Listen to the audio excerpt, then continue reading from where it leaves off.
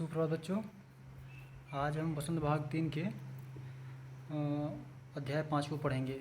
अध्याय का शीर्षक है चिट्ठियों की अनूठी दुनिया और इसके लेखक हैं अरविंद कुमार सिंह जी।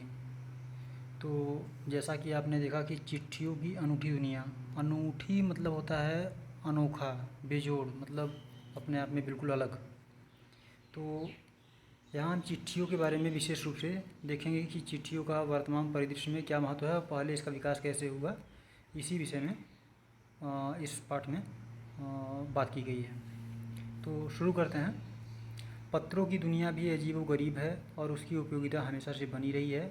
पत्र जो काम कर सकते हैं वह संचार का आधुनिकतम साधन नहीं कर सकता है। पत्र जैसा संतोष फ़ोन या एसएमएस का संदेश कहाँ दे सकता है।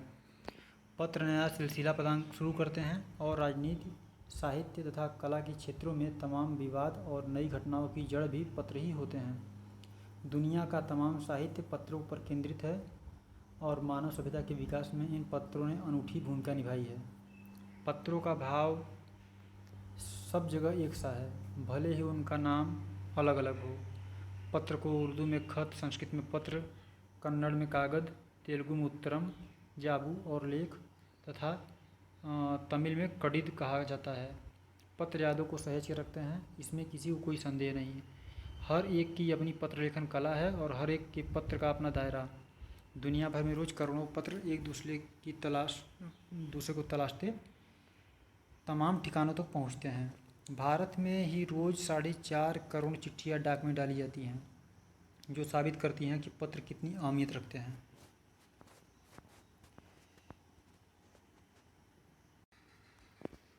अब इस पाठ में अरविंद कुमार सिंह जी ने पत्रों का महत्व, सभ्यता के विकास में उनका योगदान और इस वैज्ञानिक युग में उनकी जो महत्ता है और हमारे गांव के जो जीवन में इन पत्रों का बहुत ज़्यादा प्रयोग है, उसका बहुत ही रोचक वर्णन किया है। बहुत ही अच्छे तरीके से, प्रभावपूर्ण तरीके से वर्णन किया है। तो अब जैसा हम देख रहे हैं कि पत्रों की दुनिया भी बहुत ही विचित्र है, अजीबोगरीब मतलब विचित्र, और उसकी हमेशा हमारे जीवन में जो उपयोगिता है, जो महत्व है, वो बना रहा है। उसका महत्व कम नहीं हुआ। पत्र जो था, उसने जो काम किया वह अभी वर्तमान जो संचार के साधन है वे भी नहीं कर सकते। जैसे आज के समय में फ़ोन है तो हम उसके द्वारा, मोबाइल के द्वारा एसएमएस कर सकते हैं, लेकिन जो हमें खुशी, जो संतुष्टि हमें पत्र से मिलता है वो हमें एसएमएस के संदेश से नहीं मिल सकता। दुनिया की बहुत सारी घटनाओं को पत्रों ने प्रभावित किया है।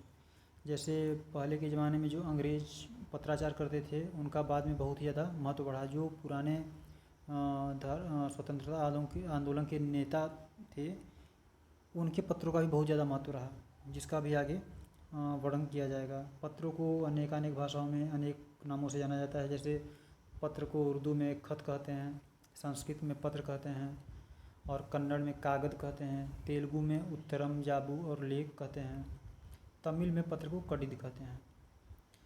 तो पत्र, सबसे बड़ी बात यह है कि यह जो हमारी स्मृति है उसको संभाल कर रखते हैं। एसएमएस नष्ट हो सकता है, लेकिन पत्र को हम रख सकते हैं, बहुत सालों तक रह सकता है और उसके माध्यम से हम अपने विचारों को, या जिसका जो विचार है उसको हम उस पत्र के माध्यम से संभाल कर रख सकते हैं। और जो पत्र है उसका भी एक अपना लेखन का जो कला है वो अपने आप में मायने रखता है।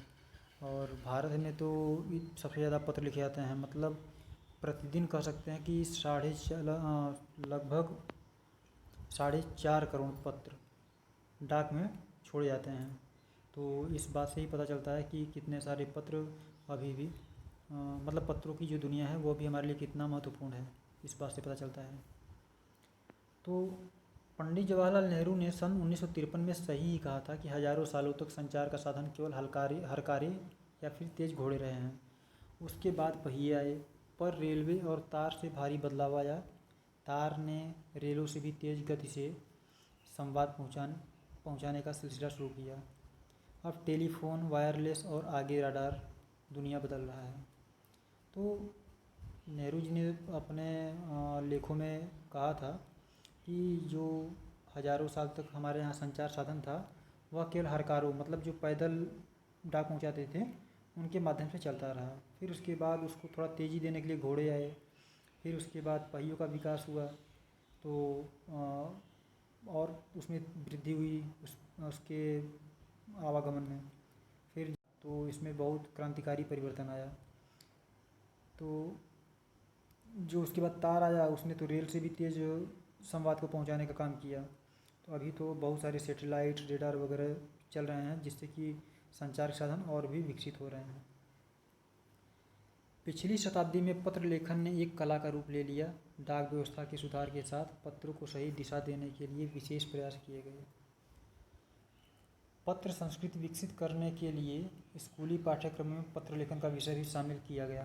भारत ही नहीं, दुनिया के कई देशों में ये प्रयास चले और विश्व डाक संघ ने अपनी ओर से भी काफ़ी प्रयास किए।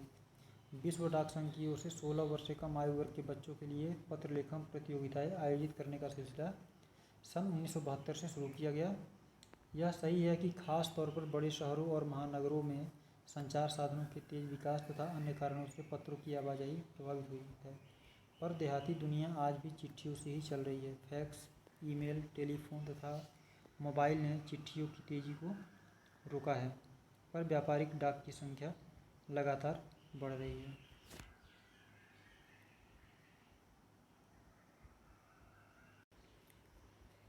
अब जो डाक व्यवस्था है उसमें पत्रों को सही दिशा देने के लिए बहुत सारे प्रयास किए जा रहे हैं, और जो हमारे यहाँ पत्र लेखन की व्यवस्था है वह हमारे पाठ्यक्रम में शामिल किया गया कि कैसे एक अच्छा और बेहतर पत्र लिखा जा सके।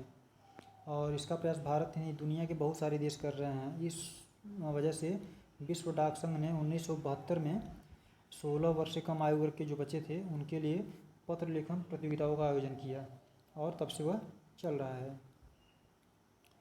वैसे अभी ये हम देख रहे हैं कि जो बड़े शहर हैं वहाँ पर तेज़ संचार साधनों के कारण चिट्ठियों की या पत्रों की आवागमन जो था थोड़ा प्रभावित हुई है, लेकिन देहात की दुनिया में जहाँ पर संचार के साधन नहीं है वहाँ आज भी वैसे ही चिट्ठी और पत्रों का महत्व चल रहा है।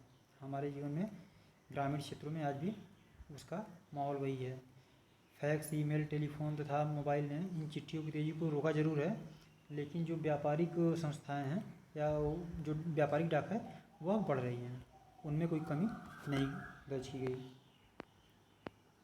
जहाँ तक पत्रों का सवाल है, अगर आप बारीकी से उसकी तह में जाएं तो आपको ऐसा कोई न मिलेगा जिसने कभी किसी को पत्र न लिखा या न लिखाया हो, या पत्रों का बेसब्री से जिसने इंतज़ार न किया हो। हमारे सैनिक तो पत्रों का जिस उत्सुकता से इंतज़ार करते हैं उसकी कोई मिसाल ही नहीं।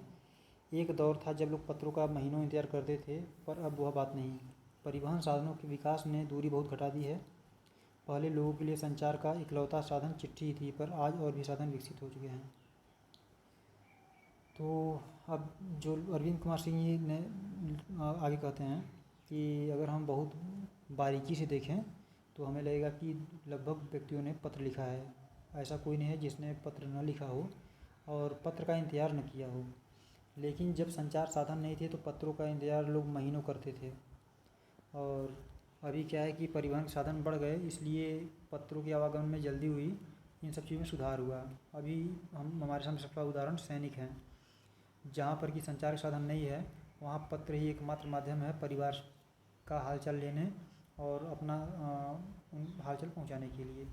तो वहाँ पर पत्र का महत्व वैसा ही बना हुआ है, क्योंकि वे पत्र के माध्यम से ही अपने सुख दुख को परिवार से साझा कर सकते हैं, और कोई संचार का माध्यम वहाँ काम नहीं करता।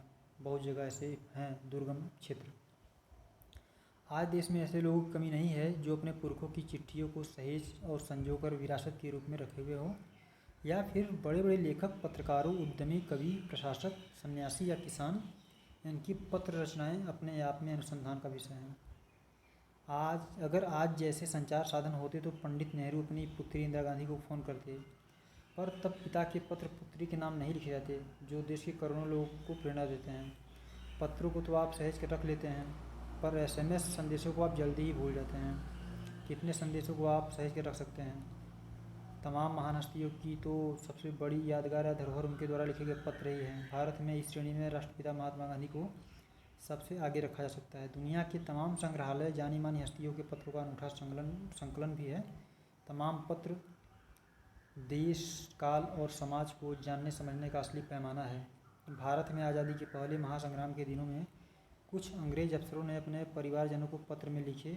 वे आगे चलकर बहुत ही महत्व की पुस्तक तक बन गए। इन पत्रों ने साबित किया कि यह संग्राम कितनी ज़मीनी मजबूती लिए हुए था। हम देखते हैं कि आज बहुत सारे लोग अपने पुरखों पूर्वजों की जो चिट्ठियां हैं उनको संजो कर रखे हुए विरासत के तौर पर। और वे जो पत्र हैं आज, चाहे वो सन्यासी हों, चाहे प्रशासक रहे हों, चाहे पत्रकार रहे हों, उन सब के पत्र आज अनुसंधान के विषय बन गए हैं। आप सोच सकते हैं कि अगर मान लीजिए उस दौर में संचार के साधन इतने विकसित रहे होते तो क्या इंदिरा गांधी को नेहरू जी पत्र लिखते? कभी नहीं लिखते। तो फिर आज हम नेहरू जी के पत्रों को कैसे पढ़ते, कैसे पता चलता कि जो प्रेरणास्पद पत्र हैं उनको हम कैसे पढ़ पाते, जो कि बहुत ज़्यादा लोगों को प्रेरणा प्रदान करते हैं। पत्रों को तो आप संभाल कर रख सकते हैं। अगर किसी ने आपको पत्र भेजा तो आप उसे संभाल कर रख सकते हैं, लेकिन मोबाइल में जो SMS संदेश आता है उसको आप भूल जाते हैं। पढ़ने को पढ़ते हैं लेकिन फिर उसको भूल जाते हैं, लेकिन आप पत्र को संभाल कर रख सकते हैं। ऐसे ही उस ज़माने में जो महान हस्तियाँ थी, विभूतियाँ थीं, उनका सबसे बड़ा जो मतलब यादगार वस्तु है वो उनका पत्र। इस श्रेणी में हमारे देश के महात्मा गांधी जी सबसे आगे हैं। उनके पत्र तो ऐसे थे कि लोग उनको फ्रेम में अच्छे से सुसज्जित करवा कर और यादगार के रूप में दीवार पर लगा देते थे। तो उस समय में जब देश परतंत्र था, गुलाम था, तो जो अंग्रेज़ अधिकारी थे उन्होंने भी बहुत सारे पत्र लिखे। वे पत्र भी आज बहुत ही महत्वपूर्ण हैं। उन पत्रों से मालूम पड़ता है कि उस समय का जो स्वतंत्रता आंदोलन था ज़मीनी स्तर पर कितना मजबूत था। महात्मा गांधी के पास दुनिया भर से तमाम पत्र केवल महात्मा गांधी इंडिया लिखे आते थे और वे जहाँ भी रहते वहाँ तक पहुँच जाते थे। आज़ादी के आंदोलन की कई दिग्गज हस्तियों के साथ भी ऐसा ही था। गांधी जी के पास देश दुनिया से बड़ी संख्या में पत्र पहुँचते थे, पर पत्रों का जवाब देने के मामले में उनका कोई जोर नहीं था। कहा जाता है कि जैसे उन्हें पत्र मिलता था उसी समय वे उसका जवाब ही लिख देते थे। अपने हाथों से ही ज़्यादातर पत्रों का जवाब देते थे। जब लिखते लिखते उनका दाहिना हाथ दर्द करने लगता तो वे बाएं हाथ से लिखने में जुट जाते। महात्मा गांधी ही नहीं, आंदोलन के तमाम नायकों के पत्र गांव-गांव में मिल जाते हैं। पत्र भेजने वाले लोग उन पत्रों को किसी प्रशस्ति पत्र से कम नहीं मानते हैं और कई लोगों ने तो उन पत्रों को फ्रेम करा कर रख लिया है। यह है पत्रों का जादू। यही नहीं, पत्रों के आधार पर ही कई भाषाओं में जाने कितनी किताबें लिखी जा चुकी हैं। तो इन पत्रों के मामले में हम देखते हैं कि महात्मा गांधी बहुत आगे हैं और विदेश से भी उनके पास जो पत्र आते थे उस पत्र का पता सीधे वो लोग ये लिखते थे, महात्मा गांधी इंडिया। तो महात्मा गांधी पूरे भारत में कहीं भी रहते थे वह पत्र उनके पास पहुंच जाता था। लेकिन सबसे बड़ी विशेषता ये थी कि महात्मा गांधी के पास जो पत्र पहुंचता वे उसका जवाब तत्काल देते थे। और ऐसा माना जाता है कि जब वे लिखते लिखते उनका दाहिना हाथ थक जाता वे बाएं हाथ से लिखना शुरू कर देते। और उसमें महात्मा गांधी नहीं, जितने भी बड़े नेता थे, वो चाहे जवाहरलाल नेहरू हों, वल्लभ भाई पटेल हों, सुभाष चंद्र बोस हों, सभी के पत्र मिल जाते हैं। कुछ नेताओं के उस समय के जो नायक थे उनके पत्र गांव में मिल जाते हैं और जिनके पास वो पत्र है वे उसे किसी मतलब प्रशंसा में जो प्रमाण पत्र दिया जाता है या सम्मान का एक पत्र दिया जाता है प्रशस्ति पत्र के तौर पर, उसे वे रख लेते थे। मानते थे कि हमारे लिए प्रशस्ति पत्र से कम नहीं है। और कई लोगों ने तो उसको सम्मान के रूप में फ्रेम करवा लिया। तो इससे हमें पता चलता है कि नहीं, पत्रों का कितना ज़्यादा महत्व था और अभी भी है। यही नहीं, अब अगर आप ध्यान से साहित्य को उठाकर पढ़ेंगे, चाहे अंग्रेजी साहित्य हो, चाहे हिंदी साहित्य हो, चाहे कोई भी साहित्य, तो बहुत सारे साहित्य तो केवल पत्रों के आधार पर लिखे गए हैं।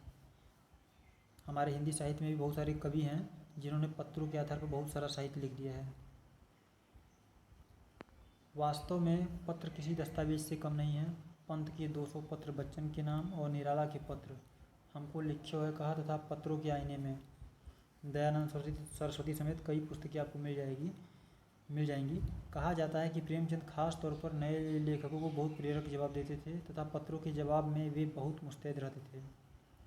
इस प्रकार नेहरू और गांधी के लिखे गए रविन्द्रनाथ टैगोर के पत्र भी बहुत प्रेरक हैं। महात्मा और कवि के नाम से महात्मा गांधी और रविन्द्रनाथ टैगोर के बीच सन 1915 से 41 के बीच के पत्राचार का संग्रह प्रकाशित हुआ है, जिसमें बहुत से नए तथ्यों और उनकी मनोदशा का लेखा जोखा मिलता है।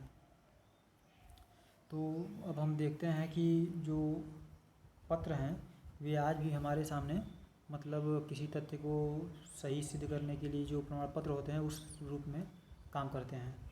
तो हम देखते हैं कि उस समय बहुत सारे हिंदी में पत्र लिखे गए, जैसे पंत के 200 पत्र बच्चन के नाम और निराला के पत्र हमको लिखो है कहाँ तथा पत्रों के आईने में दयानंद सरस्वती, ऐसी बहुत सारी पुस्तकें आपको मिल जाएंगी जिसमें पत्रों का संग्रह है।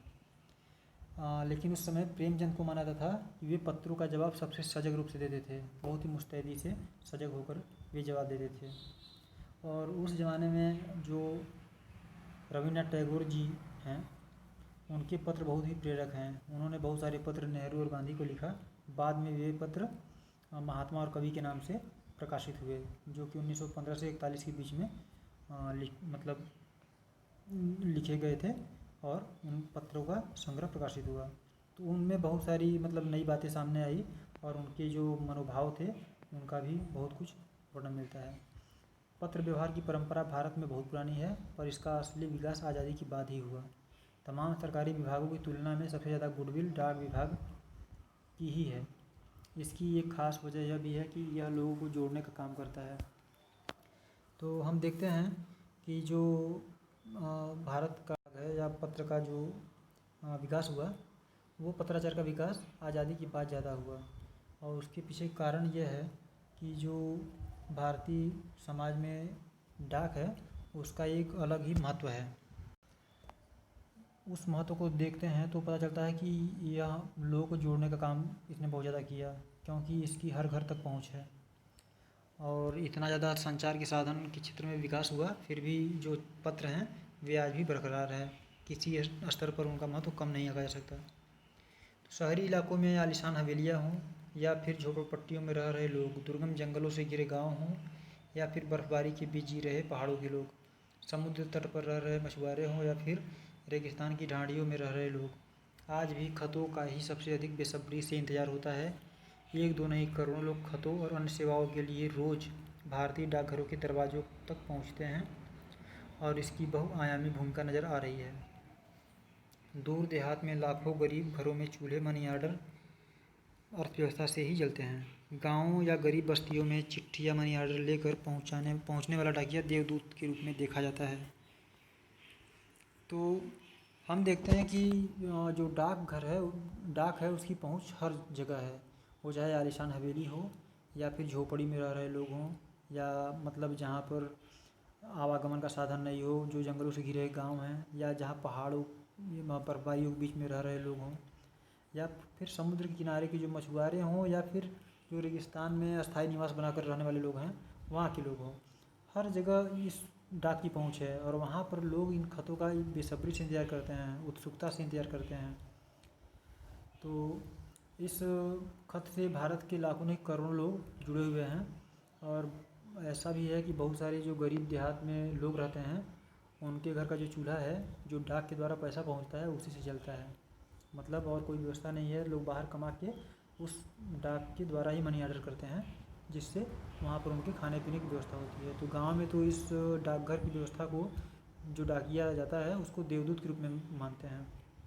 तो यहाँ पर हम देखते हैं कि अरविंद कुमार जी ने जो चिट्ठियों की अनूठी दुनिया है इस माध्यम से पत्रों का बहुत ही रोचक वर्णन किया है और उसके महत्व को भी दिखाया है कि हम चिट्ठियों के महत्व को कम करके नहीं आंक सकते।